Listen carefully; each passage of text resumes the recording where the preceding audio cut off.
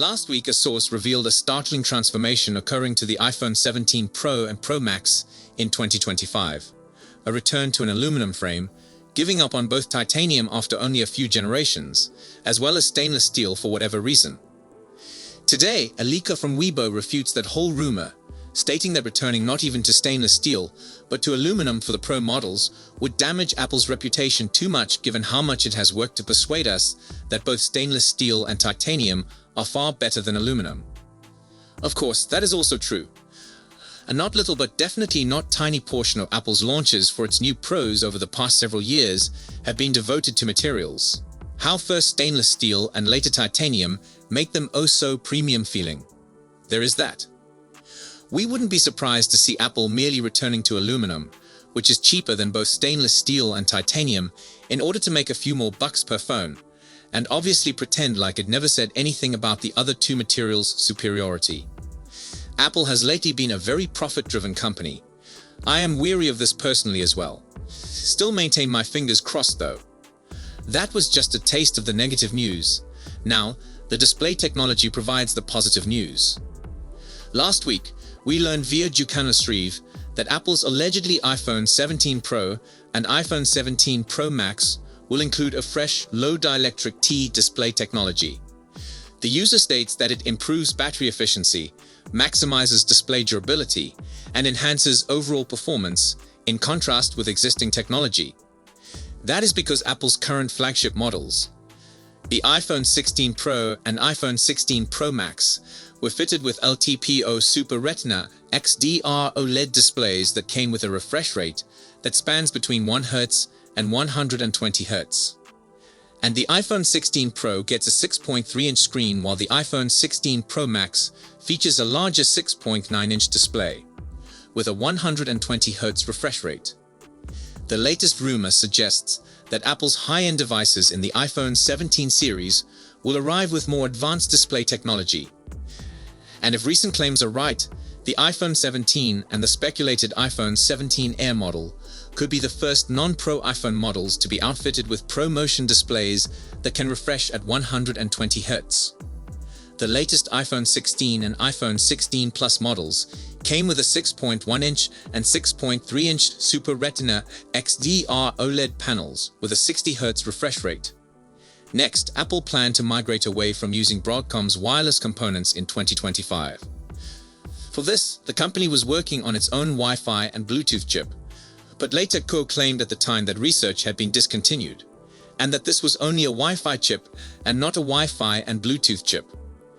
Jeff Pugh claimed that the iPhone 17 Pro versions will arrive with an Apple-designed Wi-Fi 7 chip.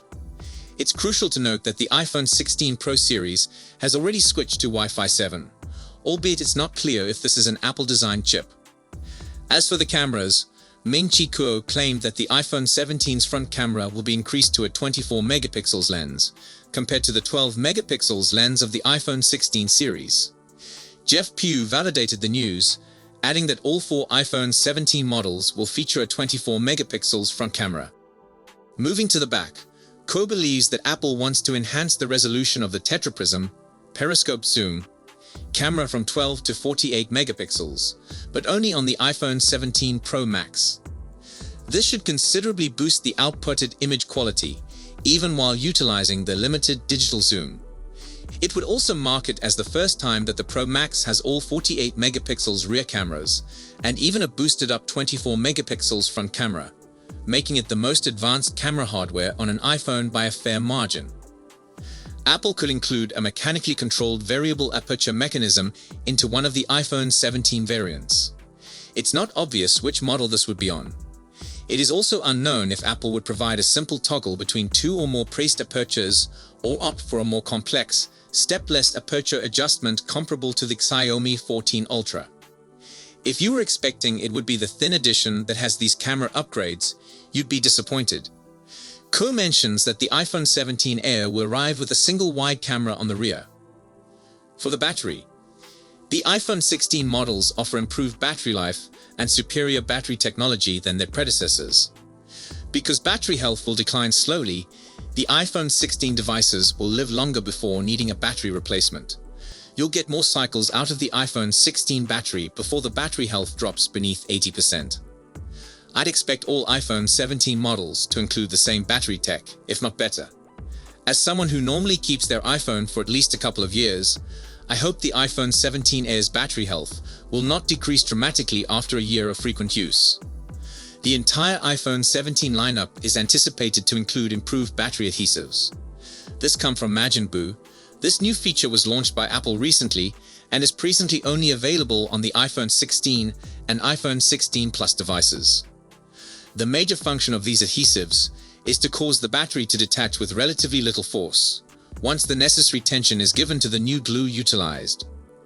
In fact, it will be enough to apply a little electrical voltage to the glue to make it loosen, allowing the battery to detach from the frame without any effort. This battery removal procedure enables customers to disconnect the battery from the frame with ease. A low-voltage electrical current applied to the glue helps the battery come loose fast. This innovation makes battery maintenance and replacement simpler for consumers. Apple first incorporated this technology to the iPhone 16 and iPhone 16 Plus devices. It's a considerable upgrade over old adhesive approaches. The glue in these devices loosens with a low-voltage current from a 9-volt battery, USB-C charger, or other power sources. The iPhone 16 Pro and iPhone 16 Pro Max models don't have this battery removal feature yet, but according to Majinboo's claim, Apple wants to integrate this technology to all 4 iPhone 17 models next year. The introduction of this new adhesive peel technology in the iPhone 17 series signifies a fundamental shift in how Apple conducts battery maintenance in its smartphones. Majinboo provided a photograph showing the glue in multiple sizes, implying that it would adapt to the varying models within the iPhone 17 lineup. The expansion of the iPhone 17 battery removal capability looks like a logical move in Apple's product development. The transition could lead to easier repairs and replacements, boosting the user experience. Apple has done an outstanding job keeping the starting pricing of the iPhone series consistent at $829. Apple offers a starting price of $799, although that is after a $30 activation discount on select carriers. Even with the Pro iPhone, Apple has mostly kept prices consistent, starting at $999 for the Pro iPhone at 128 gigs. The only change here is that the iPhone 15 Pro Max stepped up storage models to start at $1,199 for the 256 gigs variant, whereas earlier models, including the iPhone 14 Pro Max, cost $1,099 for the 128 gigs variant. At the present, we have not heard of any price rumors for the iPhone 17 series. Apple has absorbed the higher cost of production for several years now, so we wouldn't be surprised if the corporation opted to offer the lineup a little raise in costs. On the other hand, boosting the prices of the base iPhones would put off many customers, and Apple has a higher chance of monetizing other Apple services for which the iPhone acts as a vehicle. The corporation could decide on a price hike for the Pro version solely, citing the upgrades in tech that the Pro models normally carry. At the same time, if you are looking for a cut in iPhone costs, don't hold your breath. There is little motivation for Apple to cut their prices. The business keeps its earlier base iPhones around at discounted costs when the newest iPhone releases, so you can pick one of those up if you are on a tighter budget. You can also investigate your alternatives with Android flagships or affordable Android devices if you are open to making a transition. The story with iPhones is always the same. The latest iPhones are the greatest iPhones right now. It makes sense to buy the phone that is currently available rather than wait for something better in the future because there will always be a better phone coming. Broadly speaking, you shouldn't wait for the iPhone 17 if you need a smartphone right soon. The iPhone 16 is a very powerful performer. However, the presence of a 60Hz display is the obvious negative, and the update to 120Hz on the iPhone 17 is a strong reason to hold off on upgrading if your current phone will live until then. Though, if you want the iPhone 16 Plus, you should acquire it now since Apple won't make a Plus edition in 2025. In a similar spirit, the iPhone 16 Pro is a nice upgrade over last year's iPhone, and the iPhone 17 Pro doesn't look like it will reinvent the wheel. So going for the 16 Pro right now makes a lot of sense.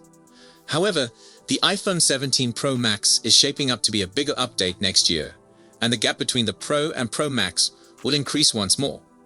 In that context, it makes some sense to skip the iPhone 16 Pro Max and wait for the iPhone 17 Pro Max, but it will still very much remain an incremental update. So at this time, it's still fairly uncertain what will truly happen. And that's not surprising considering how far away we still are from the arrival of the iPhone 17 Pro and Pro Max. Is the material choice for the frame significant to you? And if you use a case non-stop anyway, does it really even matter? Let us know. And we'll be sure to keep you updated as soon as we have more information. Thanks for watching, and see you soon.